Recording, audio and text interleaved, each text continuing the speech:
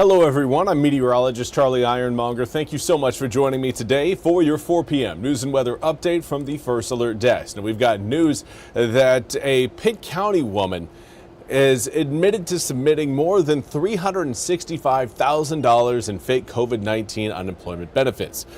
The U.S. Attorney's Office says Yolanda Baker faces up to 10 years in prison and $250,000 in fines when sentenced by a federal judge. Now, the feds say from about May of 2020 to June of 2021, Baker submitted 65 fraudulent pandemic unemployment benefit applications. A news release says the woman falsely reported the unemployment status of the people and provided fake supporting documents. The feds say that after the applications were approved, the money was deposited into accounts that Baker controlled. Prosecutors say, in addition to a fine, Baker will also be ordered to repay $368,022 to the North Carolina Division of Employment Security.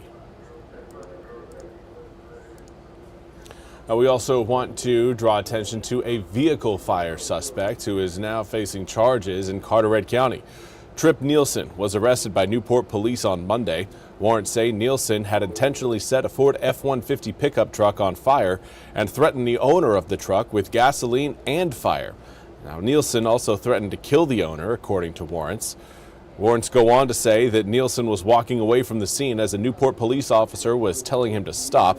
Nielsen was charged with assault with a deadly weapon with intent to kill, burning personal property, communicating threats, and resisting a public officer. Nielsen is in the Carteret County Jail under an $80,000 bond. And now for your weather forecast. It has been a sunny day here in the east, but a windy one at that. We started out with southwesterly winds, started to see more of a west to northwesterly wind work its way across the east. That will bring air temperatures down overnight tonight into the early hours of tomorrow morning. But again, let's focus on some of the sunshine right now. It's a beautiful sunny day in Goldsboro. Of course, we've got a zoomed in look at the American flag. It looks like a bank, shopping center. Anyways, let's move on to your air temperatures. Currently looking at the low to mid 60s across many inland areas.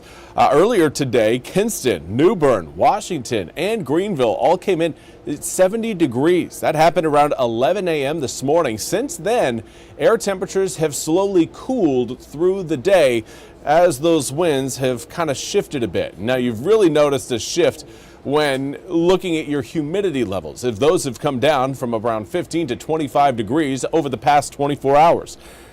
It was the humidity, the higher humidity yesterday, that made some of the higher rainfall totals, particularly closer to the Crystal Coast, possible overnight last night into the early hours of this morning. But right now, winds blowing in generally out of the west-northwest for most of eastern North Carolina. We've got wind speeds ranging between around generally 10 to 20 miles an hour. We do have a few 9-mile-per-hour readings in Roanoke Rapids, Ahoskie, as well as Hatteras. Elizabeth City currently coming in with a 21-mile-per-hour sustained breeze. And again, wind direction is going to be key as we will maintain a northerly wind flow throughout tonight. Now, that starts out as a west-northwesterly wind, and by the time we wake up Saturday morning, it'll be a northeasterly breeze.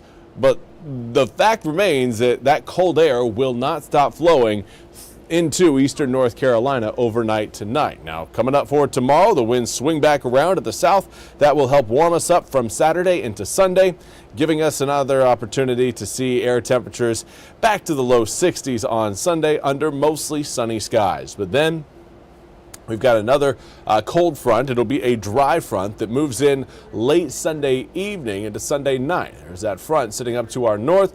You'll note no raindrops with that frontal system. All of the rain you see further back towards the west across Alabama, Mississippi, Louisiana, and Texas.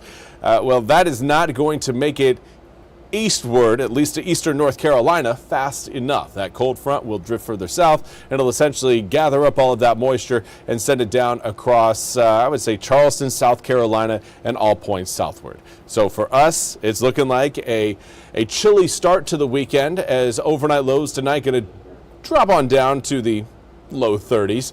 55 degrees on Saturday, turns to 65 on Sunday. Again, lots of sunshine planned for both days, but again, we'll certainly feel a little bit more warmth on Sunday.